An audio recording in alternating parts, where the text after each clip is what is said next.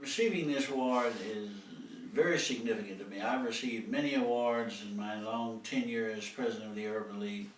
But this one is very special because MOKAN has always been an ally to the Urban League and to myself.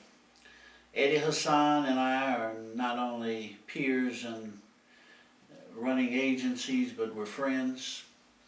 We went to jail together in 1999 in the Highway 70 shutdown. We've worked closely together on many issues regarding race, diversity, parity, equality, economic development in the metropolitan area.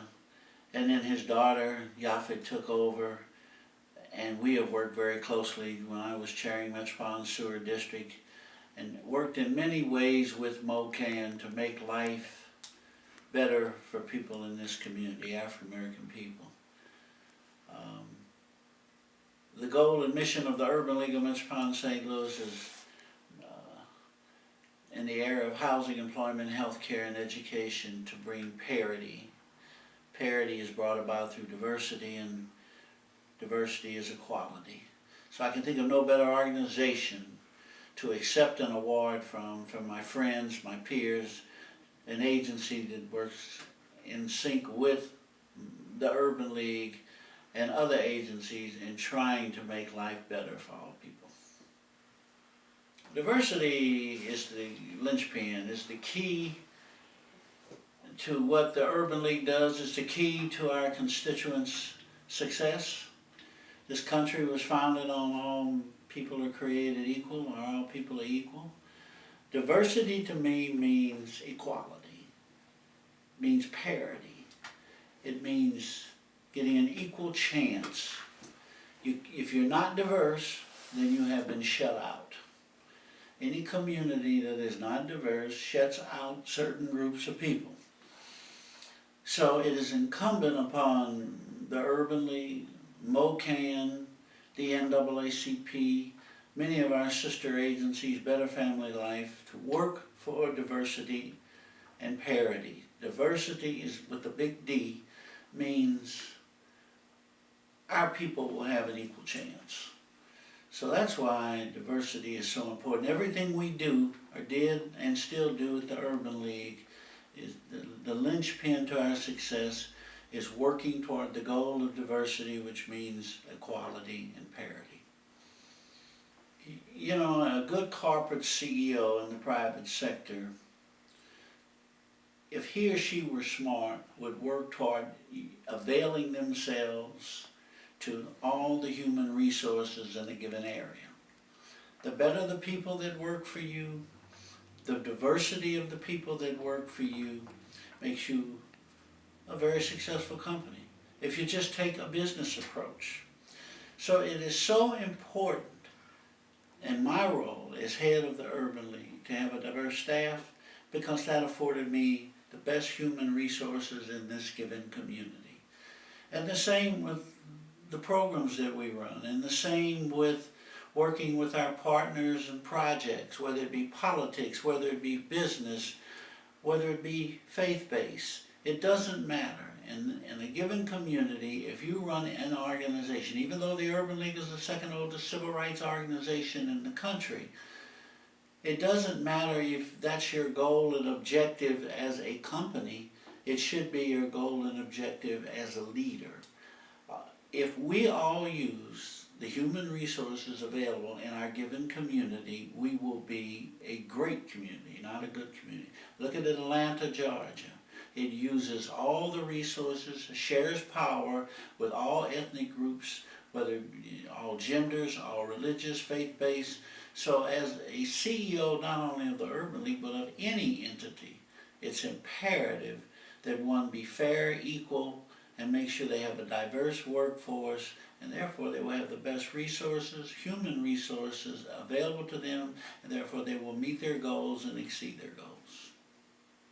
You know, the history of this great country is an example of how different ethnic groups come to our shores. Some were brought here, such as our people, African American people.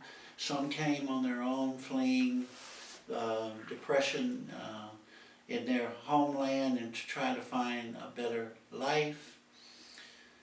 It's important that people understand what's available to them. For instance, when immigrants came over for whatever reasons, they didn't really feel they had all the opportunities or chances that were here. And others that were already here tried to uneducate them or educate them to the point where they aren't available to you. Only certain people have these inalienable rights.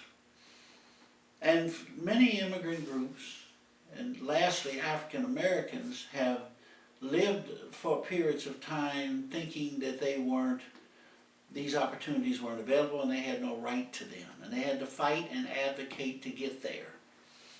And now African Americans, through the civil rights movement, have finally become educated to the point where the Constitution and state laws avail these opportunities to them. If one isn't educated to what is available to them, they won't seek it. If I don't think I can go work at a certain place or pursue an education or pursue a company or entrepreneurship, then I won't do it. But if I know it's available and I'm encouraged, then I will go for it.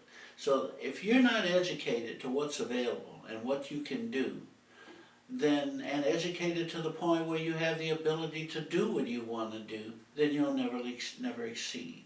So it is not only important, it's imperative that those folk we serve, be they brown, black, or yellow, and white for that matter, must be educated as to what's available, who's available to do various things in this country and in our city.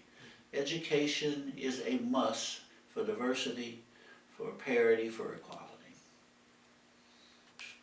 I have talked at great length about diversity. There are some arguments, and there are different types of diversity. And there's different types of equality and parity. There's diversity in education. There's diversity in housing. But the most important thing that make a race of people, a group of people, equal and competitive is business. This is a democratic society. It's a capitalistic country. So we must be business people. We must not just be consumers. We must be manufacturers. We must be makers of products and own our own businesses. Then you really become equal. You don't beg.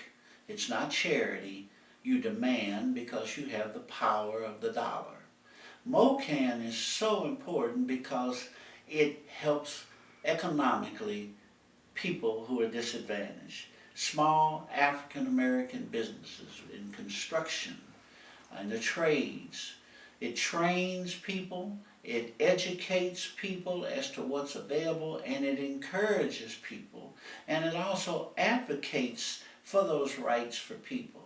If there were not a MOKAN, we wouldn't have small construction companies, we wouldn't have the trades, we wouldn't have boots on the ground, as that famous term we use when we shut down Highway 70. We need workers to work in the field, but we also need those workers to excel, to grow, to aspire to be owners and entrepreneurs. The best agency I know of in this area is MOKAN. They have been extremely successful in opening doors and helping create business, creating capital for our community as a whole and African Americans specifically. We must, as Frederick Douglass said, a young student approached him in his later years and said, "Mr. Douglass, could I talk to you?" And he said, "Well, young man, I'm quite busy. I just left a meeting and I have a dinner meeting and I must wash up. How about you come back tomorrow and meet with me?" He said, "Sir, I only have one question." "Well, what's that, young man?" And he said, "The question is, how as a young man, how can I excel? How can I open up doors? what must I do to get ahead? And he said, advocate, advocate, advocate. And he walked into his home. And that's what I say to this community, to assure equal opportunity, diversity, to make sure all doors are open. You must first prepare yourself, because if a door opens and you can't walk in, then that's not success or progress. So you must be equipped. And lastly, advocate, advocate, and advocate.